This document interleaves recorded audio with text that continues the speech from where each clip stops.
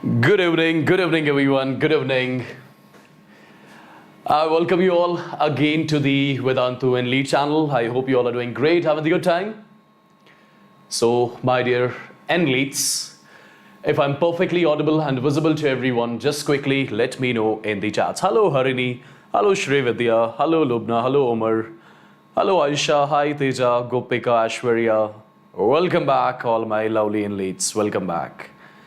Hello Yuvashri, hi Khushi, hello Sudarshana, hello Srimati, hello everyone, hello Jia, hi Teja. Perfect guys, so give me some green signal from the chats first of all if I'm perfectly audible and visible to everyone. Yes, give me some green signal my dear people if I'm perfectly audible and visible to every single guy. Let me know quickly in the chats. This session is for both NEET as well as JEE students. No worries at all. You guys can join in, enjoy the session. Yeah? Perfect, guys. Just give me a second. We shall be starting. Just give me a second, my dear people.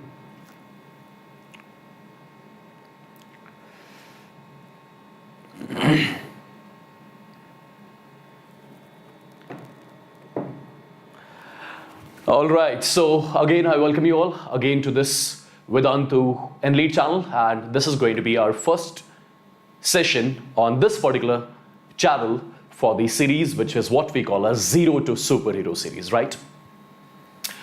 I'm sure you guys have joined the Shreyas session. I was observing it. It was super fun, right? How many of you joined Shreyas session? Let me know quickly in the chats. I just want to see it. How many of you joined the Shreyas session and watched it from the start till the end? Quickly let me know in the chats, my dear people. Let me see it exactly. Wonderful. Yes, wonderful. Perfect, guys. It was amazing session, right? I would want you guys to keep on joining all the time whenever you see the notification of the upcoming sessions, right? So people, as you all must be knowing, tonight we are starting the general organic chemistry, right? And it is basically kind of going to be a one shot, right? Basically, I have given some 2 sessions to general organic chemistry. Tonight I'm going to take first, and tomorrow we are going to take the second session, and your entire general organic chemistry will be done and dusted in just 2 sessions, right? So how we are going to start the session, what all things we are going to do in our Zero to Hero sessions. Let me tell you people, tonight we are starting the general organic chemistry, right? So in this particular session, I will be discussing 3 important topics of the general organic chemistry. One is going to be stability of the charged species. Second one is going to be the inductive effect. Third one is going to be resonance, different types of conjugations in it, right? We'll be talking about the SIR, steric inhibition of resonance as well, right? So these are basically going to be some important topics which we shall be discussing in the tonight's session. So, and how we are going to discuss them, my dear people, I'm not going to take a lot of time for this. Let me tell you, I am going to cover all the problem patterns, all the types of questions which can be asked in your NEET examination out of these topics, right? Yes? So topic wise, we are going to cover it, right people? So all the types of questions which can be asked from these 3-4 topics, right? I'm going to cover all those topics, giving their concepts first of all, then trying to do the questions so that you get used to these concepts which I'm going to discuss in that night's discussion, right? So before starting this particular session, the ones who have just joined in, the ones who are new to the channel, let me quickly introduce myself. Well, my name is Wassim, and I'm your chemistry master teacher right here on this Vedantu and NEET channel, right? And the ones who have not liked the video yet, do like the video first, do subscribe, and do share the video with all of your friends. I want all your friends to get benefited out of these sessions, out of this series, which we have just now started on this particular channel. So do like the video, my dear people, share the video with friends, and do subscribe to the channel as well, okay? Perfect. So people, let me know quickly in the chats if all of you are super duper excited about this particular session. Yes, let me see the Josh of the session first. Let me see the Josh of the session, my dear people. Well, Manoj, this GOC will be done in 2 sessions, right? First is tonight, and another one is tomorrow. Just in 2 sessions, your general organic chemistry will be done. right? And as I told you, I'm not going to stretch the concepts. I'm going to give you all the types of problems which can be asked from general organic chemistry, right? Okay, it's not only about the question solving. I'll be giving you the concepts first, then we'll be solving the questions, right? Perfect, guys, perfect. So let's get going then. Let's get started with the first session from the general organic chemistry, right? Well, people, let me write the first heading which we are going to talk about. That is going to be the stability of the charged species.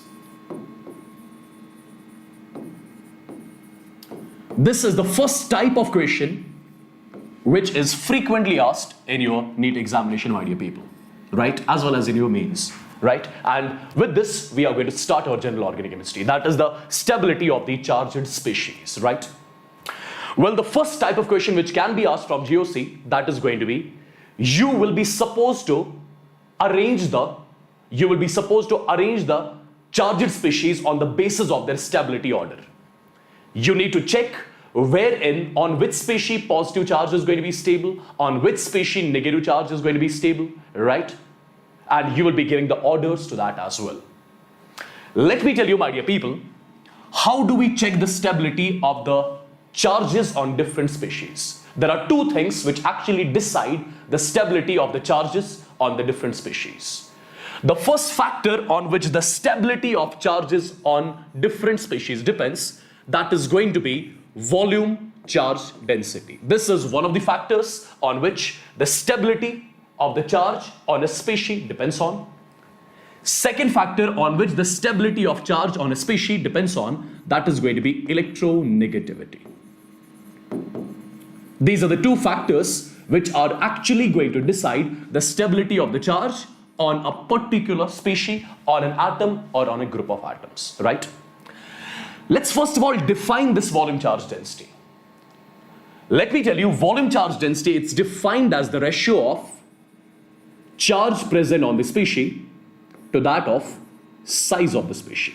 Volume charge density, it's defined as the ratio of charge present on the species to that of size of the species. More the charge present on the species, more is going to be its volume charge density, right? Less the charge present on the species, less is going to be its volume charge density. Less the size of the species, more is going to be its volume charge density. And more the size of the species, less is going to be its volume charge density. Let me tell you, volume charge density is inversely proportional to the stability of the charge on the species. These are the 2 points which I would want you guys to take a note of. How to apply them, that's something which I'll be letting you know in some time, like after 2 to 3 minutes, right? These are the 2 points which I would want you guys to take a note of. First of all, we are right now basically talking about the stability of the charge on an atom or a group of atoms, right? And the stability of the charge on a species, it depends on 2 factors. One is volume charge density, another one is your electronegativity, right?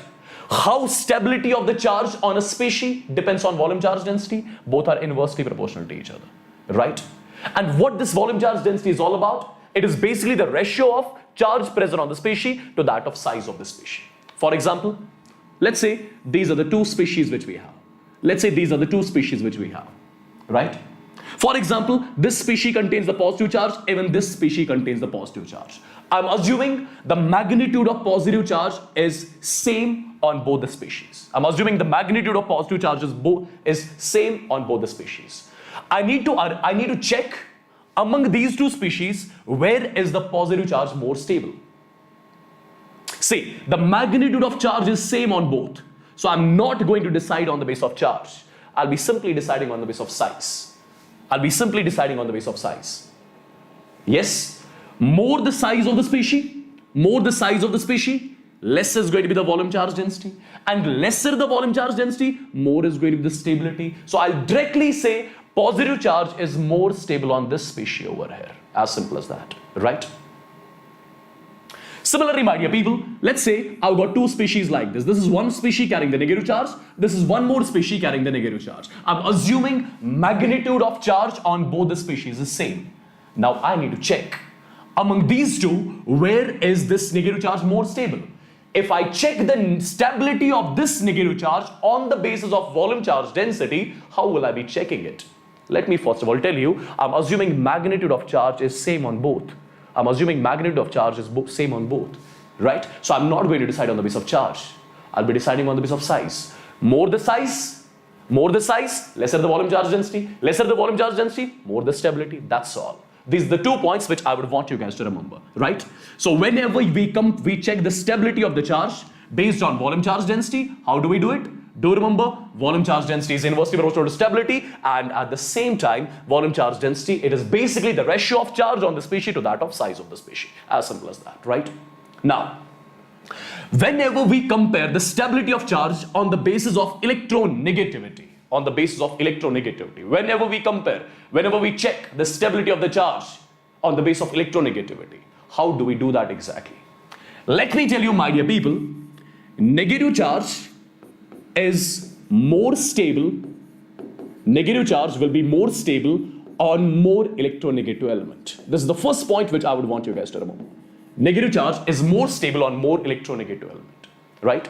Similarly, if I talk about the positive charge will be more stable. Positive charge will be more stable on less electronegative element. Right? So, if I talk like this, for example, I've got oxygen, right? I've got oxygen carrying the negative charge. I've got oxygen carrying the negative charge. I've got nitrogen carrying the negative charge, my dear people. I need to check where is the negative charge more stable. If I check on the basis of electronegativity, I'll say negative charge will be more stable on more electronegative element. You'll simply say negative charge is going to be more stable in oxygen as compared to that of what? As compared to that of nitrogen, right? Now, let me quickly use all these concepts in the questions directly so that you can easily solve this sort of equation in which you need to check the stability of the charges on different species, right? But before solving the questions, just one more thing I would want you guys to remember. What is that going to be? Have a look properly, people, what I'm going to talk about. See, do remember, whenever you need to compare the stability of the charges on the elements which belong to same group, whenever you need to compare the stability of the charges on the elements which belong to same group, right? At that time, you will be checking, you'll be comparing the stability of the charges on different atoms which belongs to same group on the basis of volume charge density. And whenever you need to compare the stability of the charges on the elements which belong to same period, at that point of time, electronegativity plays a role, right? So this is one important thing which I would want you guys to remember. Whenever you need to compare the stability of the charges on the elements which belong to same group, at that point of time, you will be comparing the stability of the charges on the elements which belong to same group on the basis of volume charge density. And whenever you need to compare the stability of the charges on the elements which belong to the same period, you will be comparing them on the basis of the electronegativity, right? These are the two things which I would want you guys to remember. If you just remember these two things, you're done. You can easily solve all the questions based on the stability of the charged species. Let me show you how. These are the set of questions which we have, and see guys, is how easily you are going to solve them, right? See, this is the first set, this is the first question wherein you need to check where is the negative charge more stable. Where is the negative charge more stable? So first of all, my dear people, have a look exactly. Over here in the first one, negative charge is present on nitrogen. Over here, it's on phosphorus, arsenic, antimony, right? What about these elements? Nitrogen, phosphorus, arsenic, antimony. Do they belong to same group or same period? They belong to same group. And whenever you need to compare the stability of the charges present on the elements which belong to same group, at that point of time, volume charge density comes into play, right? So you will be talking about the stability on the basis of what? On the basis of VCD, volume charge density. And you know guys, volume charge density, it is inversely proportional to stability. And how do we define this volume charge density? It is equal to the charge present on species divided by size of the species, right? Now have a look exactly. In the first one, negative charge on nitrogen, negative charge on phosphorus, negative charge on arsenic, negative charge on antimony. The charge everywhere is same. So you'll be deciding on the basis of what? You'll be deciding on the basis of size. As you move from top to bottom, what happens to size? Size increases. So wherein you see the maximum size, this is the species which will be having maximum size.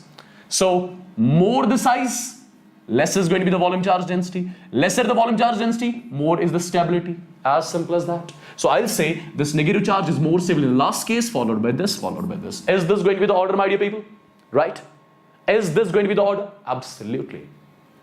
Look at the next one. Look at the next one, my dear people. Have a look exactly.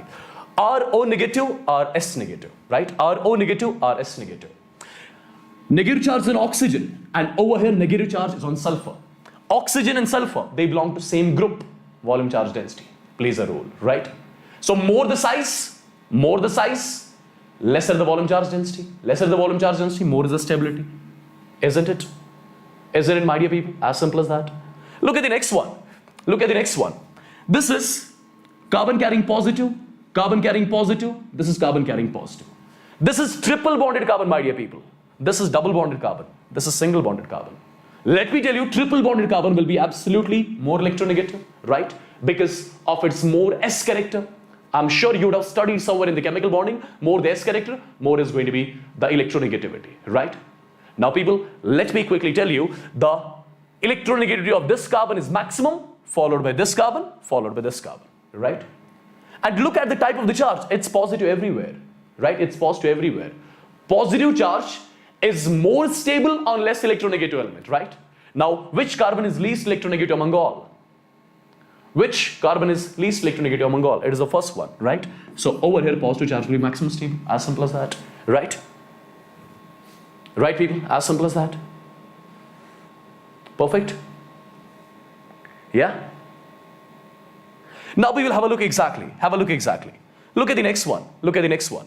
Negative charge on carbon, negative charge on carbon, negative charge on carbon. This carbon is maximum electronegative, and negative charge is more stable on more electronegative element, right?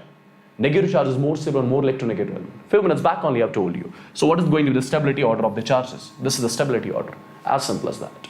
Right? Negative charge is more stable on more electronegative element. Positive charge is more stable on less electronegative element. That's it. That's it. Moving on to a few more sets of questions. Have a look, people.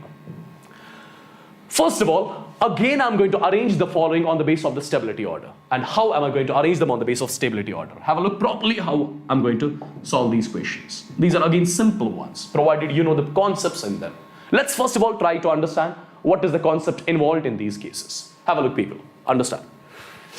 Negative charge is on this particular carbon, negative charge on this particular carbon, negative charge on this particular carbon, negative charge on this particular carbon, right?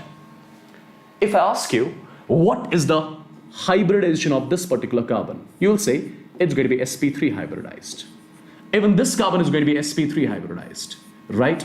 Even this carbon is going to be sp3 hybridized, right? Even this carbon is going to be sp3 hybridized. Whenever there is sp3 hybridization, what is going to be the expected bond angle? In case of sp3 hybridization, my dear people, the expected bond angle is 109 degree 28 minutes, right? This is the expected bond angle, 109 degree 28 minutes, everywhere, 109 degree 28 minutes, right? But people, do you see over here the angle as 109 degree 28 minutes? No, you are seeing the angle over here is 60 degree, right? What about the angle over here? You are seeing 90 degree, right? Yes. So in all these species, basically, is the expected bond angle and the actual bond angle same or different? These are different, right? Whenever in a molecule, whenever in a cyclic molecule, you see the expected bond angle coming out to be different than that of actual bond angle, we say that molecule is under angular strain. We say that molecule is under angular strain. And wherever angular strain is maximum, there only the atoms are going to be more electronegative. I'll say electronegativity of this carbon is maximum, followed by this one, followed by this one, followed by this one. Why is that? Because this ring over here, it is under maximum strain. It is under maximum strain. Have a look. The bond angle should have been 109 degree 28 minutes, but it is 60. So what is the difference? It is around 49 degree 28 minutes, the difference. Similarly, what is the difference over here? What is the difference over here? It's around how much? It's around 19 degree 28 minutes. Wherever difference is more, you will say that molecule will be under maximum angular strain, and that molecule which will be under maximum angular strain, its atoms are going to be more electronegative. That's all. That's the concept which you'll be using here. Now you're going to answer me this one. See, negative charge on this carbon, negative charge on this carbon. You know, negative charge is more stable on more electronegative element, right? So which carbon is more electronegative? I must say this carbon is more electronegative. It's under maximum angular strain, right? Yes. So what is going to be the stability of the charges? Is this going to be the stability of the charges? As simple as that, right? Now we will have a look in this particular case. This carbon is maximum electronegative, followed by this particular carbon, followed by this particular carbon, followed by this particular carbon, right? And I told you, positive charge is more stable on less electronegative element. Few minutes back only. So what is going to be the stability order of the charges? This is the stability order of the charges. As simple as that, right? Perfecto, my dear people? Yes? Absolutely. Yeah, I'm sure you got it right. So we are going to use the same concept to check the acidic strength of different species. We are going to use the same concept to check the acidic strength of different species, right? Let me tell you, first of all, the concept involved here. This is the first application of this stability of the charged species, right? This is the first application to compare the acidic strength of different species. Let's have a look exactly, my dear people. See, first of all, let's say I have got the acid HA. Let's say I have got the acid HA. This acid, after losing H positive, it gets converted into A negative, right? This acid, after losing H positive, gets converted into A negative, right? The acid, after losing H positive, it's getting converted into A negative. This A negative is what we call as conjugate base. This is what we call as conjugate base, right? Now let me quickly tell you, strength of the acid, it depends on the stability of the conjugate base, right? I'm writing it over here. Strength of the acid is directly proportional to the stability of its conjugate base, right? More stable the conjugate base, stronger is going to be the acid, right? Stronger is going to be the acid. Similarly, less stable the conjugate base, less is going to be the acidic strength of the acid. This is the concept which you guys are going to use. That's it, right? Let's have a look exactly how am I going to use this particular concept, my dear people. Have a look. These are the questions which we have. Arrange the following on the basis of their acidic strength. Among these two, which one is more acidic? You need to check that. Yeah, you need to check that exactly. Among these two, which one is more acidic? First of all, you will be making their conjugate bases, right? You'll be making their conjugate bases. Take H positive out from here, its conjugate base is going to be RO negative, right? Take H positive out from here, its conjugate base is going to be RS negative, right? Now people, let me tell you, negative charge is present on oxygen. Negative charge is present on sulfur. Oxygen and sulfur, do they belong to same group or same period? They belong to same group. And how do we compare the stability on the elements which belong to same group on the base of volume charge density? Where is the size more? Over here is the size more. More the size, less the volume charge density, more the stability. So I'll say stability of this conjugate base is more. If this conjugate base is more stable, that means its corresponding acid is going to be stronger. So this is going to be the acidic strength order. As simple as that, right? Similarly, my dear people, take H positive out from here, it becomes CH3 negative. It becomes CH3 negative, right? Take H positive out from here, it becomes NH2 negative, right? Take H positive out from here, it becomes OH negative, right? Take H positive out from here, it becomes F negative. These are the conjugate bases. Carbon carrying negative charge, nitrogen carrying negative charge, oxygen carrying negative charge, fluorine carrying negative charge. Do these elements belong to same period or same group? They belong to same period, right? And how do we compare the stability of the charges on the elements which belong to same period? On the basis of what? On the basis of electronegativity, right? Negative charge is more stable on more electronegative element, and maximum electronegative element is fluorine among all, right? So negative charge is maximum stable here, followed by this one, followed by this one, followed by this one, right? So what is going to be the stability order of these conjugate bases? This is going to be the stability order of the conjugate bases, and whatever is going to be the stability order of the conjugate bases, same is going to be the acidic strength order of their acids, right? This is the acidic strength order, as simple as that. Check the next one, my dear people. First of all, take H positive out, it becomes OH with a negative charge, right? Take the H positive out, it becomes HS with a negative charge, right? Negative charge on oxygen, negative charge on sulfur. Oxygen and sulfur, same group, volume charge density. More the size, lesser the volume charge density, more the stability. So this is the stability order of the conjugate basis. If this is the stability order of the conjugate basis, this is going to be the acidic strength order. That's it, right? Right, my dear people? Simple again. Now check the last one, my dear people. Check the last one. See, If you take H positive out from here, negative charge will come on this carbon. If you take H positive out from here, negative charge will come on this carbon. If you take H positive out from here, negative charge will come on this carbon. This is triple bonded carbon, my dear people, right? Which is more electronegative, right? Triple bonded carbon, more electronegative, followed by this one, right? Negative charge is more stable or more electronegative element. So where is the conjugate base maximum stable? In the last case. Because negative charge is coming on more electronegative element, right? Conjugate base is maximum stable in the last case, right? If the conjugate base is maximum stable in the last case, I'll say this particular acid is going to be maximum acidic, followed by second, followed by first, right? As simple as that. Let me quickly know in the chats if you got to know this particular concept. Let me quickly know, my dear people, if you got to know exactly this particular concept, then only I can talk about the inductive effect. Yeah? Let me quickly know. Give me some thumbs up in the chats if you got this particular concept which I told you right now. Yeah? Let me know quickly, my dear ENLITEs. Yeah? Till now I used to say elites. Now it's going to be ENLITEs. Yo? Perfect, guys. Wonderful.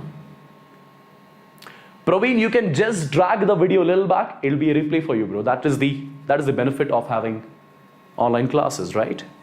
What's the point of repeating in the online class? That happens in offline. Salim, you will be getting the PDF of this particular session in the Telegram group, right? The link to join the Telegram group is in the description box of the video. Perfecto? Now there is one effect, one very important effect, which I'm sure every one of you would have studied, right? Long back or recently as well, okay? And this effect is basically what we call as inductive effect. I'm not going to go into the details of the inductive effect. I'll just tell you the concepts which are used in the questions, nothing else, right? I'll be giving you some important concepts by means of which we can solve the questions in lesser time. That's it, right? Now, people, what this inductive effect actually is all about. Look at its definition. It will be automatically clear to you. Whenever an atom or group of atoms, whenever an atom or group of atoms is bonded to a carbon chain, the entire chain becomes partially polarized. Because of the sigma electron transmission and this particular effect in which sigma electron transmission takes place. This is something which we call as inductive effect, which is measured with respect to hydrogen atom. What is meant by this? For example, I have got a carbon chain like this. Let's say, my dear people, this is the carbon chain which you have, right? Let's say this is the carbon chain which you have. Let's say over here there is hydrogen attached. For example, everywhere in the carbon chain there are sigma bonds, right?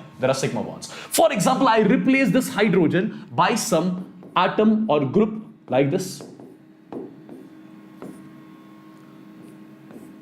Let's say I've replaced this hydrogen by this X over here. I made some 4 carbons and over here I made some 5 carbons. Just a second. Let me erase this. Okay. Now, what have I done? I will replace this hydrogen by some atom X over here, right? And I'm assuming electronegativity of this X is more than that of this hydrogen. Right? So what will this X do? This X is going to pull the sigma electrons towards itself. This X is going to pull the sigma electrons from the chain towards itself. Due to which this X gets delta negative and these get delta positive. Right? And that group, my dear people, that group or that atom which decreases the sigma electron density in the chain, we say that group shows minus I effect. That atom or group which decreases the sigma electron density in the chain, we say that group or atom shows the minus I effect, right? So I'm sure you got to know how to identify which one is the minus I showing group, right? That group which decreases the sigma electron density in the chain, right? That's going to show the minus I effect. Now, people, in this particular chain, if I replace this hydrogen with some atom or group Y, right?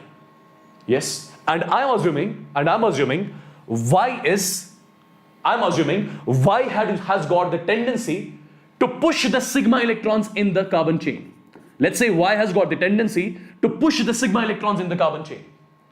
So let me first of all tell you, if Y has got the tendency to push the sigma electrons in the carbon chain, I'll say it will carry delta positive and all these atoms will carry delta negative, like this, right? And the magnitude of charge in the chain keeps on decreasing as you go far from the atom or the group. Similarly, magnitude of the charge in the chain keeps on decreasing as you go far from the group, right?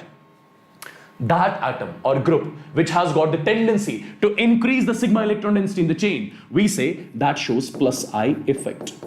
We say that shows plus I effect. So both plus I and minus I, these are measured with respect to what? These are measured with respect to hydrogen, right? These are measured with respect to hydrogen, as simple as that. Perfect. Now people, few important points which you need to know about this inductive effect. Minus I showing group decrease the sigma electron density in the chain. Plus I showing group, it increases the sigma electron density in the chain. This is something which I told you a few minutes back only. Now some important things. Let me tell you, all the cationic groups, all the groups which carry the positive charge, like Nr3 positive, Or2 positive, like Nf3 positive, all the groups which carry certain positive charge, right? All the cationic groups, they always show minus I effect, right? So whenever these groups will be attached to the carbon chain, they'll be showing minus I. They'll be showing minus I, as simple as that. Number one. All the halogens, fluorine, chlorine, bromine, iodine, right? All the halogens, whenever they will be attached to the carbon chain, they'll be again showing minus I. They'll be decreasing the sigma electron density in the chain. They'll be pulling the sigma electron density from the chain towards itself, right? At the same time, let me tell you, minus I power of the cationic group is greater than that of minus I power of the neutral group. Minus I power of the cationic group will be greater than that of minus I power of the neutral group, right? And whenever these groups like OH, like NH2, like NO2, like CN, right? Like your carboxylic group, COH, right? Right, my dear people? Whenever these groups are attached to the carbon chain, let me first of all tell you, they are going to show the minus I effect. They are going to show the minus I effect. Why is that? Let me show one of the molecule among them. For example, say, if OH will be attached to the carbon chain, that means oxygen of this OH is attached to the carbon chain. Oxygen is more electronegative than the carbon of the carbon chain. So it will pull the sigma electrons towards itself, right? So minus I. Nitrogen attached to carbon in the chain, minus I, right? This is C triple bond N. This is C triple bond N basically. When it will be attached to the carbon chain, right? This is basically sp hybridized, my dear people. It's sp hybridized, right? There's a triple bond. I told you a few minutes back only. Triple bonded carbon has got more electronegativity. So if I talk about this carbon and this carbon, I'll say this particular carbon is more electronegative, right? So it will pull the sigma electrons towards itself, due to which again it shows what? Again it shows minus I effect, right? What about these two? See guys, if you talk about this particular group, right? C double bond O group, oxygen being more electronegative will carry delta negative and this carries delta positive. What does this delta positive mean basically? It means slight charge deficiency, right? I mean electron deficiency, you can say delta positive. Now if it is attached to the carbon chain, this carbon carrying the positive charge, it's going to what? It's going to pull the sigma electrons towards itself, due to which it shows minus I. Similarly, this will be having delta positive, this will be having delta positive, this will be having delta positive, and wherever these carbons are having delta positive, they will be behaving like electron withdrawing groups, right? They'll be showing minus I. So do remember, first thing my dear people, all the cationic groups, they show minus I, right? All the halogens, minus I, right? Minus I power of cationic groups will be greater than that of minus I power of the neutral groups, right? And all these groups, right, all these groups which are mentioned on the screen, they are also going to show what? Minus I. Perfect. And what about the plus I showing groups? Before talking about the plus I showing groups, I would want you guys to remember this series of groups showing minus I. Let me tell you, NF3 positive, it has got maximum minus I power, followed by Nr3 positive, followed by NH3 positive, followed by NO2, followed by CN, followed by COH, followed by C double bond OH, then fluorine, chlorine, bromine, iodine, etc., etc. You are going to remember this series in the similar way. But make sure you remember it. Make sure you remember it, right? And I'm sure you guys are going to remember it. Okay? This one has got more minus I power, followed by this one, followed by this one, right? And in this order, I must say, the minus I power of the groups will keep on decreasing, right? Do remember this, or you can take the screenshot of it as well. I'm giving you some time, 3, 2, 1, and now. Take the screenshot. Yes, people, take the screenshot. Perfect. Let me move on. Let me talk about the plus I showing groups, right? Let me tell you, the way we talked about all the cationic groups, they show minus I power. Let me tell you, all the anionic groups, they'll be showing plus I. they'll be showing plus I. All the anionic groups, they'll be showing plus I. This is the anionic group carrying negative charge, all these are anionic groups, right? And all the anionic groups, they show what? They show plus I, right? They increase the sigma electron density in the chain. Perfect. Let me tell you, plus I power of the anionic group will be always greater than that of plus I power of the neutral group. Plus I power of the anionic group will be greater than that of plus I power of the neutral group. This is one more thing. All your alkyl groups, methyl, ethyl, propyl, whatever alkyl groups you'll be having, they'll be always showing what? They'll be always showing plus I power, right?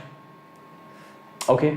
And let me tell you, plus I power is directly proportional to the branching at the free valent carbon. What that means exactly? What that means exactly? What that means exactly, my dear people? For example, you've got a carbon chain like this. Let's say you've got a carbon chain like this, right? And towards this carbon chain, for example, over here, this is CH3 attached, right? This is one more CH3 attached, right? Perfect. And there'll be hydrogen over here as well. Perfect. There'll be hydrogen over here as well. Right, people? For example, I'm giving you one more case. This is the carbon chain, right? This is the carbon chain. And with this particular carbon, this is CH3 attached, this is CH3 attached, this is CH3 attached, right? Okay. If you talk about the free valent carbon, my dear people, where are the more alkyl groups attached? In the second case, more alkyl groups are attached. So I must say, plus I shown by 3 alkyl groups will be definitely more than that of plus I shown by the 2 alkyl groups, right? So do remember this as well. I'll be using this concept in a while, right? And if you talk about the isotopes of hydrogen, my dear people, hydrogen, deuterium and tritium, right? This is the plus I showing power of them. This is the plus I showing power of it. Tritium shows maximum plus I, followed by deuterium, followed by hydrogen. I'm going to use the same concepts, my dear people, in the form of the questions. But before that, I would want you guys to remember this plus I series as well, right? This is the plus I series of different groups. CH2 negative with the maximum plus I power, followed by NH negative, similarly O negative, then you have got CO negative, 3 degree alkyl, 2 degree alkyl, 1 degree alkyl, SiH3, CT3, CD3, right? This is the series which I would want you guys to remember, and this is basically plus I series which I would want you all to remember. Okay? Now people, let's try to do some basic questions so that you can understand all these things properly, right? Let's have a look exactly what these basic questions are. Arrange the following according to their minus I power. You are supposed to arrange them on the basis of their minus I power. Can't you do this one? You should be able to do it now. You should be able to do it now. See, fluorine, if I'll attach with the carbon chain, or this OH, I'm attaching with the carbon chain. Over here, oxygen is attached with carbon, fluorine is attached with carbon. Fluorine is more electronegative. It will pull the sigma electrons more towards itself as that of this oxygen. So this fluorine has got more minus I power, right? Cationic group, neutral group. Cationic group always shows more minus I power. Few minutes back only we saw, right? Triple bonded carbon, double bonded carbon, single bonded carbon, right? Yes. Or you can say sp, sp2, sp3. More the s character, more the electronegativity. So this carbon is maximum electronegative, followed by this carbon, followed by this particular carbon, right? And if I attach these groups, to the carbon chain, which group will be showing more minus I? I'll say this group will be showing more minus I, followed by this, as simple as that, right? Perfect. Now people, carbon attached with oxygen, delta negative, delta positive, right? Delta positive. Carbon attached with nitrogen, again delta positive over here, right? Right people? Carbon with positive charge will pull the sigma electrons more towards itself. I'll say minus I power of these two groups will be definitely more than that of minus I power of this particular group, right?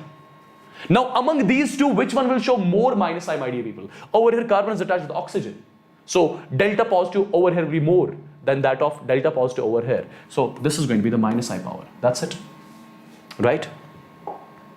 Right people? Now. First application of this inductive effect. Let me tell you, my dear people, if I compare the stability of carbocations on the basis of inductive effect, what is the rule which I'll be using? Do remember, stability of the carbocation,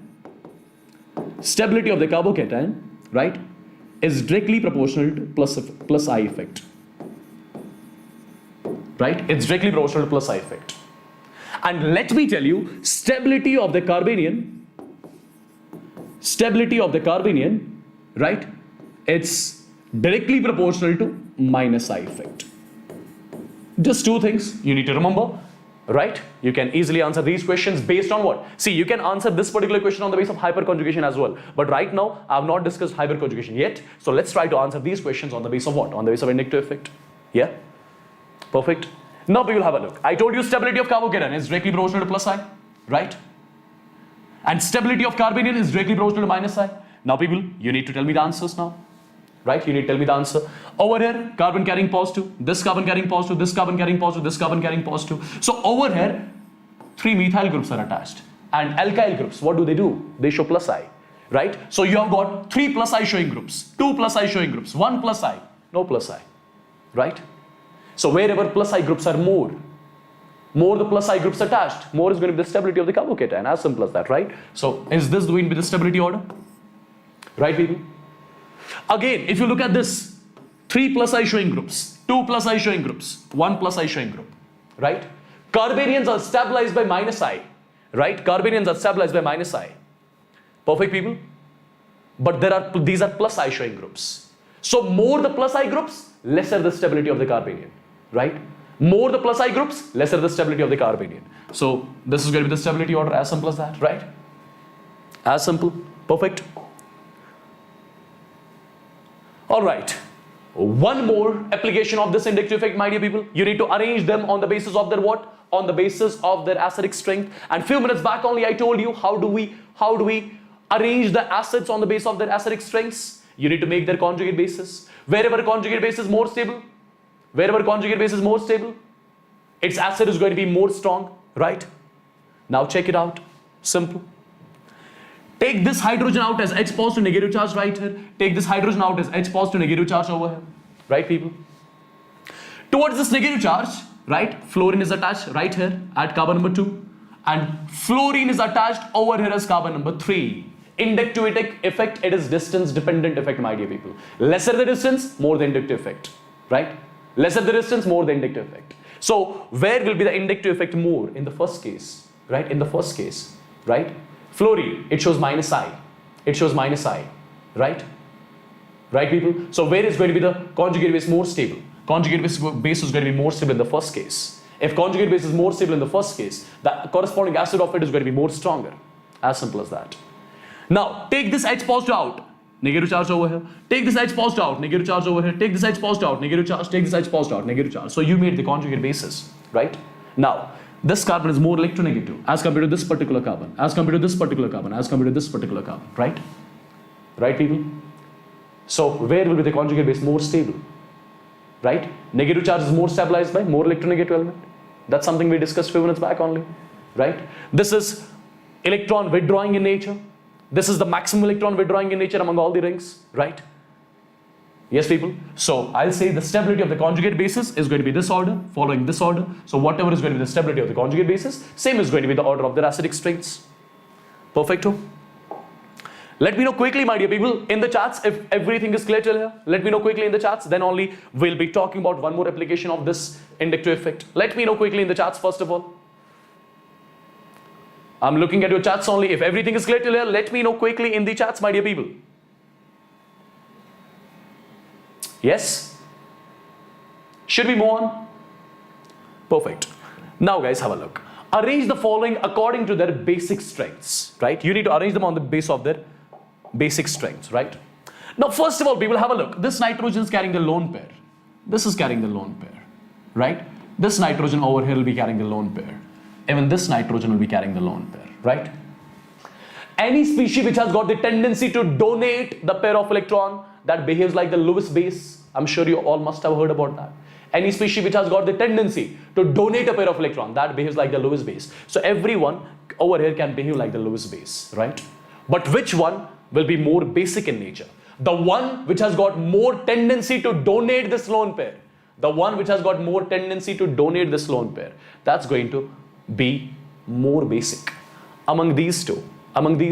If you talk about this nitrogen, my dear people, if you talk about this nitrogen, it is sp3 hybridized, right? If you talk about this nitrogen, it is sp2 hybridized, right? How do I check it?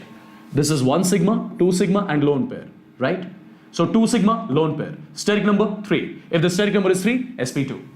See over here. It is 3 sigma, 2 with hydrogen, 1 with carbon, 3 sigma and 1 lone pair, 3 plus 1, 4, steric number 4, sp3 hybridized, right? See, this nitrogen is sp3, this nitrogen is sp2. Perfect.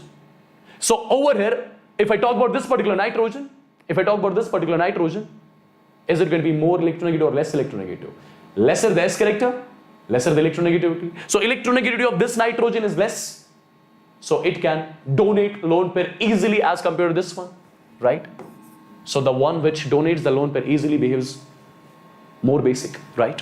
Among these two, my dear people, check it out. Lone pair, lone pair. Chlorine attached, fluorine is attached. Which one shows more minus I? Fluorine shows more minus I. Fluorine is more electron withdrawing, right? So availability of lone pair over here is going to be less as compared to this one, right? So where is the availability of lone pair more? In the first one. So first one is more basic, right? Simple. Check it out. Negative charge, lone pair on this nitrogen, lone pair over here on this nitrogen, lone pair on this nitrogen. This is sp3 hybridized, this is sp2 hybridized, and this sp hybridized. Lesser the S character, lesser the electronegativity, easily lone pair can get donated, right? So wherever the ease of lone pair donation is more, that's going to be more basic. So this is the basic order, basic strength order. As simple as that. Perfect, guys. So let me move on to a few more things. Let's talk about something called as resonance, right? Let's talk about something called as a resonance. Let me know first of all in the charts if every single thing about inductive effect is clear, then only I will be moving on to resonance. Let me know quickly, my dear people, if all the things till here are clear. Praveen, it's not hysteric number, it's steric number, S-T-E-R-A-C, which is basically sigma bonds plus lone pairs, which the central atom forms, right? Let me know quickly, my dear people, in the charts if everything is clear till here so that I can move on. Yeah? Perfecto? All right, people. Wonderful. Let's talk about resonance basically. See, I'm sure you would have studied resonance before as well, right? Okay. As I told you, I'm not going into the details. I'll be talking about only those concepts which will be helpful just to solve the questions which can be asked in your NEET examination. Right, people? Now, what all questions are asked basically from the resonance? Before that, let's see exactly what this resonance is all about. When do we say the molecule shows the resonance? See, guys, first of all, whenever you won't be able to draw the true structure of the molecule, whenever you won't be able to draw the actual true structure of the molecule, or if a structure of the molecule won't be explaining all the properties of it. Whenever true structure of a molecule cannot be drawn, right? Or any structure which will not explain all the properties of the molecule, we say that molecule shows resonance.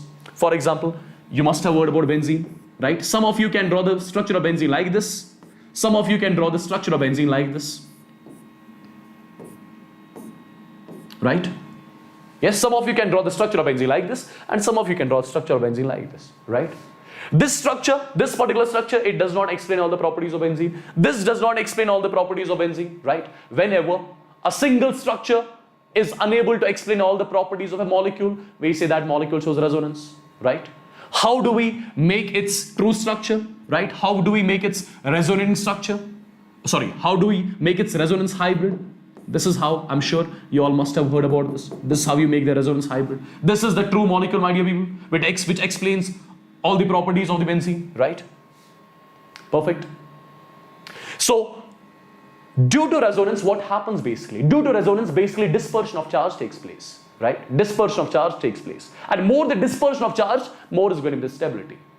So, resonance basically increases the stability in the molecule, right? That's something which every one of you would have discussed, right? Right, people? Resonance basically increases the stability of the molecule, because due to resonance, charge dispersion takes place, and more the charge dispersion, more is going to be the stability, right? Now, when does resonance happen in a molecule? When can I say a molecule shows resonance or not? When can I say that? That is the thing now. For that, you need to know about conjugation.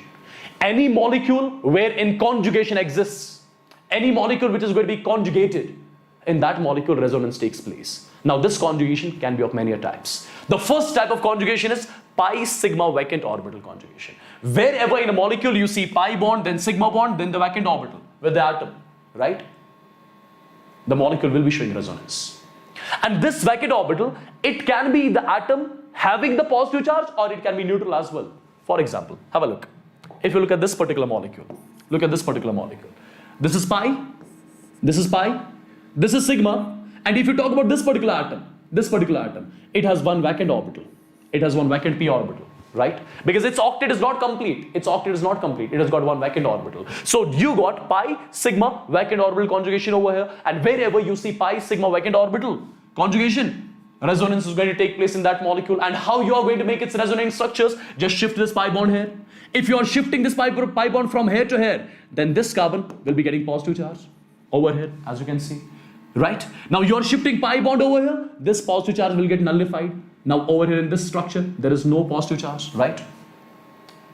This is not the true structure of the molecule. This is not the true structure of the molecule. Now, if you want to make the true structure of the molecule, this is the true structure of the molecule. See, in the first structure, there is no charge on this carbon. In the second structure, there is positive charge on this carbon. So, in the resonance hybrid, I'll show delta positive on this carbon.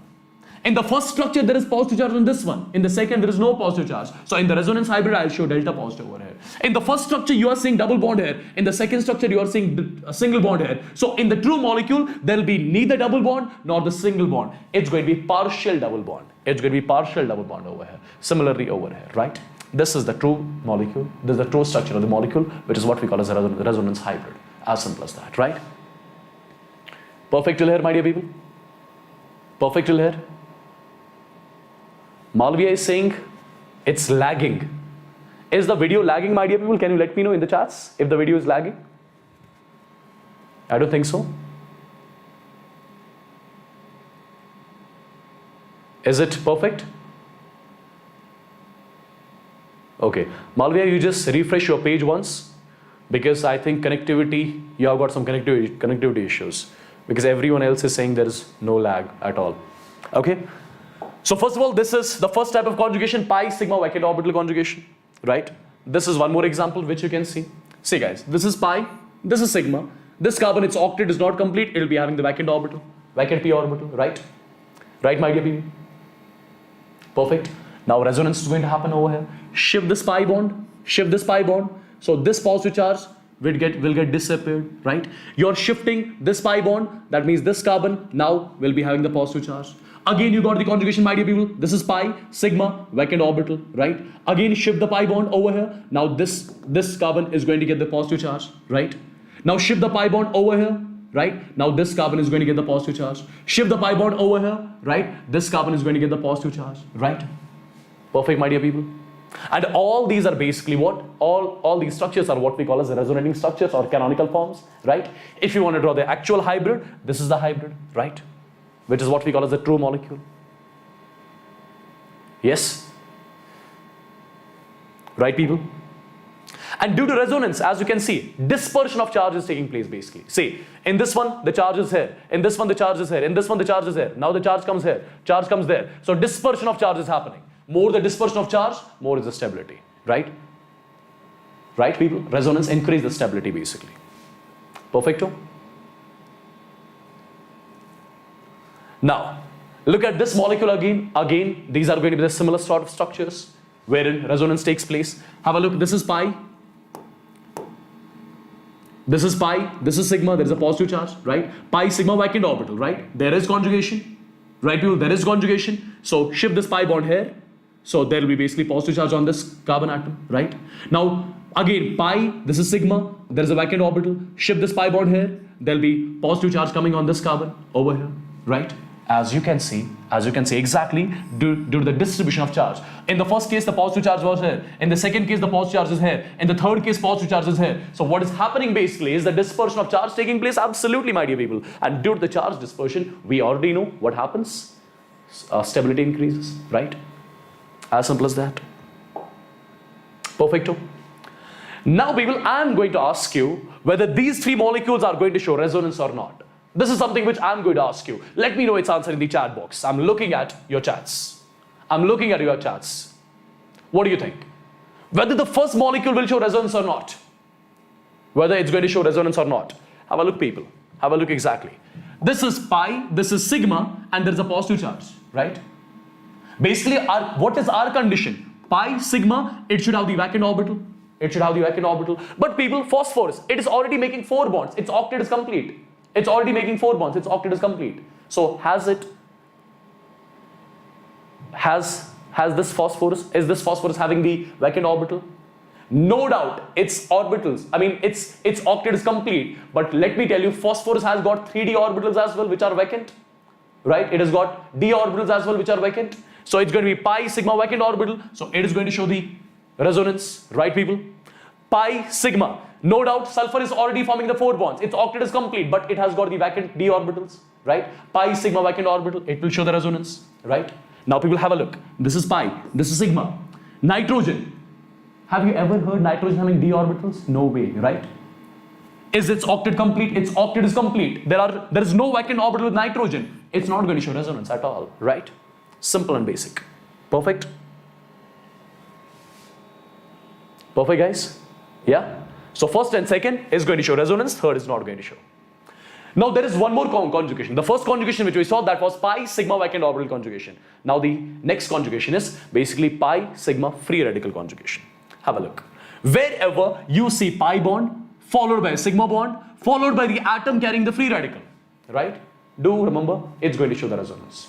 For example, this is pi, this is sigma, there is a free radical. It's going to show resonance. Shift this pi bond here. You're shifting the pi bond from this carbon. So this carbon in the next structure will be carrying the radical. As you can see over here, the carbon is carrying the radical. You're shifting this pi bond over here, right? Now this radical won't be there in the next structure. Right, people? So if you want to make the hybrid, you can do that, right? You can do that. Have a look. This carbon is not having the radical over here. This is having the radical. So in the hybrid, it will be having the delta radical over here, right? This carbon having the radical in the first one. This not having the radical, right? In the hybrid, this one will be having the radical, right? Delta radical. Similarly, in the first structure, these two carry the double bond. These two carry the single bond. So in the hybrid one, these two, neither they carry the actual perfect double bond, nor they carry the actual single bond. This is going to be the partial double bond over here, right? Same goes with these two carbon atoms. Simple. Right, people? Similarly, you have got one more structure over here. You have got one more structure over here. See guys, if you look at this particular structure, this is pi, this is sigma, this is a radical. Shift it over here, there'll be a radical over here, right? Again, you got pi, this is sigma, this radical. Shift this over here, right? There'll be a radical on this particular carbon, right? Again, pi, sigma, radical, right? Shift it over here, there'll be a radical over here on this carbon, right? Again, shift this over here, there'll be a radical back on this particular carbon, right? As simple as that. And this is your resonance hybrid. This is your hybrid, my dear people. Okay? Moving on. Then you have got one more conjugation, my dear people, that's pi sigma negative charge, right? Pi sigma negative charge and negative charge with a lone pair basically, right? Have a look over here. This is pi, this is sigma, this is negative. Wherever you see pi sigma negative with a lone pair, wherever you see pi sigma negative with a lone pair, it is again the conjugated system in which resonance will take place, right? So what happens if resonance takes place over here? Shift this negative charge over here and shift this pi bond in the form of negative charge over here. So this is the resonance structure. And if you want to make the hybrid, this is the hybrid over here, right? This carbon is not carrying the negative charge in the first one, but this carbon is carrying the negative charge. So the hybrid will carry delta negative. Similarly, this carbon will be carrying delta negative. There is a perfect double bond over here. There is a single bond in this one, right? So actually, in the actual molecule, it's going to be the partial double bond, right? Perfect. So first one was pi sigma vacant orbital. Second one was pi sigma radical. Third one is pi sigma negative charge with a lone pair, right, people? Now, will the following molecules show resonance? Will the first one show resonance, my dear people? Let me know quickly. I'm looking at your chats only. Will the first molecule show resonance? What do you think? I'm asking you. Will the first molecule show resonance?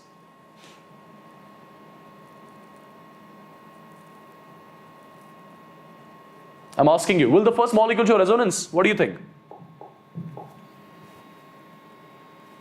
See guys, this is pi. This is sigma, there is negative charge.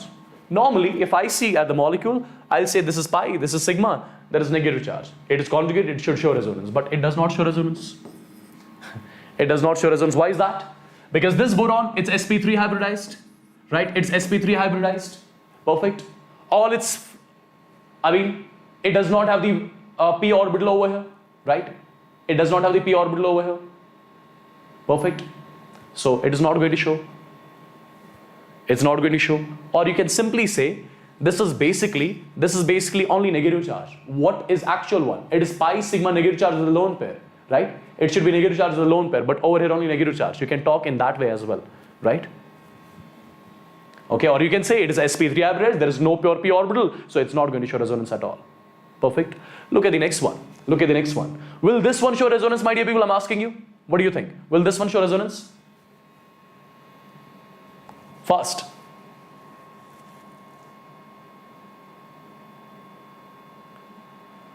I'm asking you fast. Let me know in the chats. This one, and this one, they are not going to show resonance at all. Because if you look at this positive charge, my dear people, see, this carbon, it is sp2 hybridized. It has already used one of its p orbital to form this pi bond. So it's sp2, right? It's sp2. So one of the sp2 orbital has formed this bond, one of the sp2 orbital has formed this bond, and one more sp2 orbital is carrying this positive charge, right? For the resonance to happen, basically, this positive charge should have been the pure p orbital, basically, right? It should have been present in the pure p orbital. Perfect. Right, people? Resonance, you can define the overlapping. In resonance, basically the overlapping of parallel p orbitals actually taking place, right? Okay. So basically it has the p orbital, but that's already involved in the bonding, right? So this is the positive charge which is there in the sp2 orbital, right? So between the p orbital of this and between the sp2 orbital, the bond, the angle is basically 90. So it is they are supposed to be parallel, basically, right? But they are not. If you look at this one, same is the reason, right? Same is the reason for this one. Do remember, these are the three important molecules wherein I want you guys to remember that they are not going to show resonance at all, right? Because this positive charge is there in the sp2 orbital. It is not present in the pure p orbital, right? Moving on. You've got one more type of conjugation, my dear people. That's what we call as pi sigma lone pair conjugation, right? Pi sigma lone pair conjugation. And whenever you see pi followed by sigma bond followed by lone pair, it's going to show the resonance. But do remember, lone pair, it has to be present in the pure p orbital. It has to be present in the pure p orbital. First of all, if I ask you what is the hybridization of this oxygen, can you let me know what is the hybridization of this particular oxygen, my dear people? I'm asking you. What is the hybridization of this oxygen? Can you let me know fast? What is the hybridization of this particular oxygen?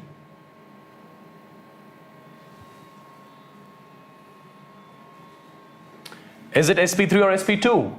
Check it out. See guys, first of all, this is pi, this is sigma, this is a lone pair, right? Pi sigma lone pair. So this lone pair can participate in the resonance. That lone pair which can participate in the resonance, that is not counted for hybridization. So over here, one sigma, second sigma, and one lone pair. 1, 2, 3. Steric number 3, so it's sp2, right? That actually means this one is present in the pure p orbital, right? So lone pair right now is present in the pure p orbital. It's going to show the resonance, right? It's going to show the resonance. Yeah? Right, my dear people? Same is the reason here. Pi, sigma, and lone pair present in the pure p orbital. It is going to show the resonance, absolutely. Right? Same is the case here, right? Same is the case here. It is going to show resonance like this. Perfect. So lone pair, this is the must condition over here. Lone pair has to be present in the pure p orbital. Then we say the molecule shows resonance, right? Okay. Now talking about the stability of these resonating structures. How do you compare the stability of the resonating structures? First of all, there is one simple rule. That resonating structure which does not contain charge on the atoms, that's going to be maximum stable. That resonating structure which does not contain charge on the atoms of it, right? That's going to be maximum stable. But all these resonating structures over here, they are carrying the charge, right? So I'm not going to decide on the basis of charge. Now count the covalent bonds, my dear people. 1, 2, 3, 4. 4 covalent bonds. 1, 2, 3. 4 covalent bonds. 1, 2, and 3. 3 covalent bonds. Lesser the covalent bonds, lesser the stability. Lesser the covalent bonds, lesser the stability. So 3 is going to be least stable. 3 is going to be least stable. Now among 1 and 2, check it out. Among 1 and 2, have a look. Nitrogen carrying positive. Nitrogen carrying positive. I'm not going to decide on the basis of that. Nitrogen carrying negative. Carbon carrying negative, right? Negative charge is more stable on more electronegative element. So nitrogen is carrying negative, so nitrogen over here, negative charge is more stable. So I'll say 1 more stable than 2, more stable than 3. This is the stability order, right? Right, people? Simple. Okay, few more I'm going to give you. Give the correct order of this. Okay, this again the same type of question. You're going to arrange these resonating structures on the basis of their stability order, right? First of all, that resonating structure which does not carry any charge is going to be maximum stable, right? The first one is not carrying any charge, so it's going to be maximum stable. Now among these two, see, we got to know first one is maximum stable. Among these two, check it out. 1, 2, 3, 4, 5, 6, 7, right? 7 covalent bonds I can say over here. 1, 2, 3, 4, 5, 6, 7, 8. 8 bonds, more the stability, right? So third one is more stable, then comes the second. More the bonds, more the stability, right? Perfect, guys? Okay, then comes the cross and the extended conjugation, my dear people. Now, what happens in this cross conjugation and extended conjugation?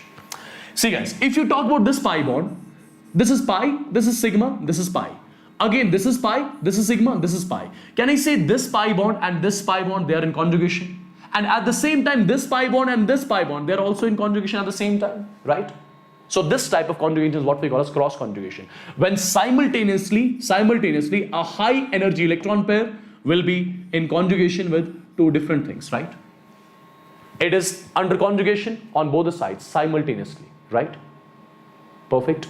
Whenever you see this sort of conjugation, this is what we call as cross conjugation. Whenever a particular electron pair will be simultaneously in conjugation with two other electron pairs, which are itself not in under conjugation, which are itself not in conjugation. Perfect. You call this sort of a conjugation as the cross conjugation, right? Do we have the cross conjugation over here? There is no cross conjugation, right? You can shift the bonds. You can shift the bonds, right? There is no cross conjugation. This is what we call as linear conjugation, or you can call it as over here as the extended conjugation. But the appropriate term, I must say, it's the linear conjugation. And do remember, extent of resonance in the extended conjugation is always greater than that of extent of conjugation in the cross conjugation. And wherever extent of resonance is more, that is going to be more stable, right? So over here, this is the case of extended conjugation, this is the case of cross conjugation, and let me tell you, the extent of resonance in the extended conjugation will be more, right? More the extent of resonance, more is going to be the stability, right? For example, these are the molecules. You need to arrange them on the basis of their stability order. Have a look, people. This is sigma, sorry, this is pi, sigma lone pair. So proper conjugation from here to here, right? Right, people? Similarly, over here, if you talk about this particular lone pair, it is simultaneously in conjugation with this one, it is simultaneously in conjugation with this one. So this is the case of cross conjugation. If this is the case of cross conjugation, extent of resonance in cross is less, and wherever extent of resonance is less, that's going to be less stable. So this is the stability order, right, people? Look at the next one, If we talk about this pi bond, pi sigma pi, is this the case of cross or extended?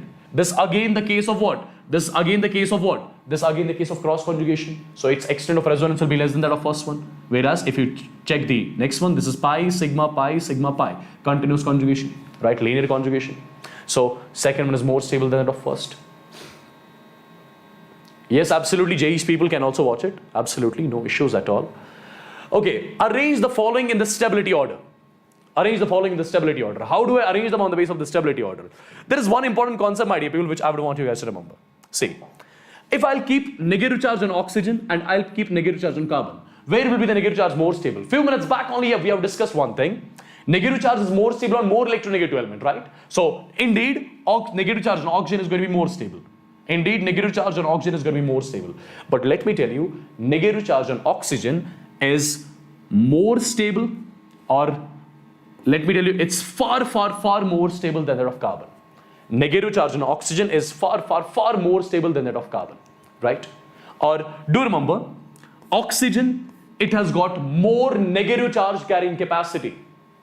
And that element which has got more negative charge carrying capacity, on that element only, negative charge is going to be more stable. And do remember, negative charge carrying capacity of one oxygen atom is greater than that of negative charge carrying capacity of 10 carbon atoms. Do remember this. It is more than that. Negative charge carrying capacity of one oxygen is more than that of negative charge carrying capacity of 10 carbon atoms, right? Now, you need to arrange them on the basis of their stability order. Let's have a look exactly how do I arrange them. See guys. So first of all, there can be resonance. There can be resonance due to which negative charge can come on this carbon as well. There can be resonance due to which negative charge can come on this oxygen as well. Due to resonance, this negative charge can come on this nitrogen as well. Due to the resonance, this negative charge can come on this oxygen as well, right? Due to the resonance, negative charge can come here, right? Then negative charge can come here, right? Then the negative charge can come here. Perfect. I'm giving you all the possibilities. Negative charge can come here in the form of pi bond. Negative charge will be here in one of the structures. In one of the structures it will be here. In one of the structures it will be here, right? Due to resonance. Right, people? Now have a look exactly. Have a look exactly. See, first of all, if you look at the option D, due to resonance, negative charge is coming on two oxygen atoms, right? Negative charge carrying capacity of oxygen is more than that of negative charge carrying capacity of what? 10 carbon atoms, right? So I'll say D is maximum stable. D is maximum stable. Perfect. D is maximum stable. So D is gone. Perfect. Now we will have a look. Over here, due to resonance, negative charge is coming. Over here, negative charge is coming on oxygen as well, right? These are the two structures wherein the negative charge is coming on oxygen. But have a look. This structure has got, this molecule has got more resonating structures, right? It has got more resonating structures. Perfect. So no doubt, negative charge is coming on oxygen, and over here, negative charge is on oxygen. But let me tell you, this particular structure, it has got more resonating structures. More the resonating structures, more the charge dispersion, more the stability. So E is going to be more stable than B. So this one is gone, this one is gone, right? Now what all options are left? A, C and F. A, C and F. Negative charge on nitrogen, right? More stable. So this is C. Now A and F. This will be definitely having more resonating structures. So F will be more stable than that of A, right? This is the stability order over here. Perfect, people. This is the stability order. I'm sure everything is clear till here, right? Okay. What happens in the steric inhibition of resonance? What happens in the steric inhibition of resonance? See, people. In this molecule, if you see, this carbon, it's sp2 hybridized, right? It is sp2 hybridized. So there will be a pure p orbital over here, right? There will be a pure p orbital over here. Is that right? Now people, this lone pair on nitrogen, it will be also present in the pure p orbital, right? So there can be pp overlap over here and they can form the pi bond. So resonance is basically going to happen in this case. Resonance will happen in this particular case, right? Due to the presence of parallel and coplanar p orbitals, right? But people, have a look. At this ortho position, there is the bulky group coming, right? Due to which, let me tell you, due to the repulsions between these two groups, I'll say this was present in the pure p orbital, right? It was present in the pure p orbital. Due to the repulsions between these two, this group will basically, it will slightly shift just to minimize the repulsions, right? If this group shifts, now is this p orbital and this particular p orbital, are they going to be parallel or coplanar? They're not going to be parallel now. If there is no parallelity among these two p orbitals, what should I say? Can I say the resonance is disturbed over here, right? Can I say the resonance decreases drastically over here, right? Right, people? So I can say in this molecule, SIR takes place, right? Whenever SIR takes place, due to the steric repulsions, the extent of resonance decreases drastically, due to which stability decreases drastically, right? Is it only going to be the R group which shows SIR? No. CHO also shows, COH also shows, NO2 also shows, Cl also shows, right? Iodine also shows, bromine also shows, right? It's not only R which shows the SIR. The other groups also do show the SIR. And do remember, as I told you, due to steric repulsions in second, extent of resonance decreases drastically in the second, right? What happens due to that? If I ask you among first and second, where will be the extent of resonance more? Extent of resonance will be more in the first one, right? So basically, due to the resonance, there will be partial pi bond over, partial double bond over here. Due to resonance, there will be partial double bond over here as well. But where will be the double bonded character more? The double bonded character will be more in the first one, right? The double bond character will be more in the... See, what just happened? Just a second, guys. My phone is working on its own. Siri is working on its own. Yeah. think now it's fine. Okay, see guys, see what's happening basically. In this one, there is no SIR, right? Normal resonance is going to happen, due to which a partial double bond character will come in between this nitrogen and carbon, right? Partial double bond character. But extent of resonance in this one is less. It's very less. So there will be partial double bond character, but that partial double bond character will be very, very, very less. For example, if I assume, just to make you understand, if the bond order due to the resonance comes out to be, for example, 1.33, over here it's going to be 1.033, like that, okay? And wherever bond order will be more, bond length is going to be less. So if I want to compare the bond length between this N and C and between this N and C, where is the bond length going to be less? Bond length in the first one is going to be less than that of bond angle in the second one, right? I have given these arbitrary values just to make you understand, that's all, right? Perfect, people? And if the bond length is less over here, bond strength is going to be more over here. That's something which you already know, right? Okay.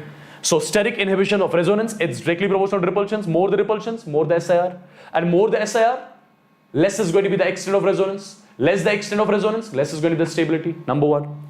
Similarly, steric inhibition of resonance, directly proportional to size of the group. More the size of the group, more the repulsions. Less is going to be the extent of resonance, less is the stability. Right, and this is something which you already know. SIR is inversely proportional to extent of resonance. Compare the bond lengths, my dear people. You are going to compare these bond lengths. Nitrogen carbon bond length, nitrogen carbon, this nitrogen carbon, this nitrogen carbon, right? See guys, in this one there's a pure single bond. It's a pure single bond. There's a pure single bond between nitrogen and carbon. In the second one, it's pure double bond. It's pure double bond. Now this nitrogen carries a lone pair, right? Right? So it can show resonance, due to which there will be the partial double bond character over here, right? But resonance in this one is more, basically. This is pi. Sorry, this is lone pair. This is sigma. This is pi. This is sigma. This is pi. Extent of resonance over here is more, right? So among these two, my dear people, among these two, where is going to be the partial double bond character more? Partial double bond character is going to be more in fourth one, right? If the partial double bond character is more among these two, where is going to be the bond length less? So 4 has got lesser bond length as that of 3. See, this is the pure double bond. So least bond length, right? More partial double bond, right? Followed by this, followed by 3, followed by 1. This is the bond length order. Right, people? Simple. Perfecto. Alright, compare the acidic strengths of hydrogen. So basically, you need to see which hydrogen is more acidic. Which hydrogen is more acidic? How do you check it? This is probably going to be the last question of the tonight session, right? See guys, what I'm asking, you need to check which hydrogen is more acidic in nature. That hydrogen which after leaving gives the more stable conjugate base, that hydrogen is going to be more acidic. So if hydrogen leaves as H positive over here, there will be negative charge here coming. If hydrogen leaves as H positive, negative charge here. Hydrogen leaves as H positive, negative charge here. Hydrogen leaves as H positive, negative charge here. Right? But this negative charge, it's in resonance. So this negative charge can, due to resonance, can come on two oxygen atoms. And oxygen has got the more negative charge carrying capacity. Right? So there's a negative charge coming over here on two oxygen atoms. Right? So the conjugate base which is left when the hydrogen leaves as H positive, over here is going to be more stable. So this fourth hydrogen is going to be maximum acidic. Right? Fourth hydrogen is going to be maximum acidic. Perfect. Now people, if you compare these two, oxygen carrying negative, sulfur carrying negative, do they belong to same group or same period? They belong to same group, right? Volume charge density comes into play. More the size, less the volume charge density, more the stability. So S negative charge on sulfur is more stable as that of negative charge on oxygen, right? So this hydrogen will be more acidic than that of second hydrogen. So 4 comes first, then 3, then among 2 and 1, oxygen carrying negative, nitrogen carrying negative. Both the ones belong to the same period. Negative charge is more stable on more electronegative element. So 2, then 1. This is the order. Right, people? So let me know quickly if everything got cleared till now, right? In the tomorrow sessions, we'll be talking about the mesomeric effect, number 1. We shall be talking about hyperconjugation, and at the same time, we'll see exactly how to check the aromatic compounds, non-aromatic and anti-aromatic compounds, right? Perfect, guys. I'm sure every single thing will be clear till here. And if you have not joined in the NEET 2022 crash course yet, You still have, my dear people, 3 months left. You can cover up your whole syllabus, including the test series, including the study material, including the assignments, right, in just 1800, right? So I would suggest you guys to get enrolled into this particular crash course batch, which is there on the actual Vedantu platform, as soon as possible, in which the best teachers of Vedantu are basically training you, and there are separate English batches and separate English batches. In just 1800, you're getting your whole syllabus covered, number one. Number two, no need to worry about the study material. The best study material will be provided to you. Number three, no need to worry about the test series, right? It is incorporated here. Perfect. Session assignments will be there, right? All the things which are needed for the NEET examination to get cracked, all those things you are basically getting in this particular crash course, right? Which is just for 1800, my dear people. Let me quickly show you how to get this crash course. But before that, let me tell you, recordings of the crash course will be available till your NEET examination, right? If you have not joined our Telegram group, do join it as soon as possible. Link is there in the description. And if you have not liked the video yet, please do like the video, share the video with your friends, and do subscribe to the channel as well. And people, let me quickly show you how to get enrolled in the crash course batch. This is the video which you guys are currently watching. Click on show more. After clicking on show more, over here, you'll be getting a lot of links, right? Where is the NEET crash course link? Just a second, guys. I think they forgot to mention it here. Is that?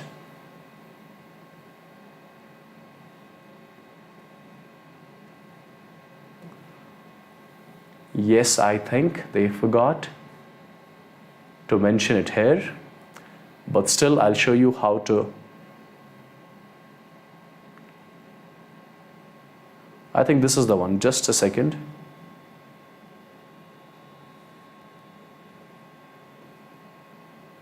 No, not this one. I think the link is not here in this description. So let me show you how do you enroll into this one. These are the videos where you need to go. First of all, just drag it a little down, right? Check which video of mine, I'll show it to you. Yeah, check this video, NEET 2022 exam pattern strategy. Click on this particular video. Just drag it a little down. Now click on show more. I think over here. Yes, over here is a link. NEET crash course light English, NEET crash course English. The choice is all yours to select the language, right? For example, you're clicking here. When you click here, just drag it a little down, click on buy course. After clicking on buy course, you can put your number or email in which you get the OTP and everything, and eventually you get enrolled in the crash course batch. It's my suggestion, do get enrolled as soon as possible. It's going to be highly, highly, highly beneficial for all of you. If you'll be having any query related to the NEET or JEE crash course, you can just let me know in the comment section of this particular video. I'll be letting you know personally how to tackle with those things, right? Perfect, guys. So with this, I'm going to take a leave. Do let me know in the comment section if you like the video or not. Tomorrow at the same time, we are going to cover up the second part of this GOC, right? So till then, you take care. Bye-bye. God bless you all and love you all. Take care, guys. Bye.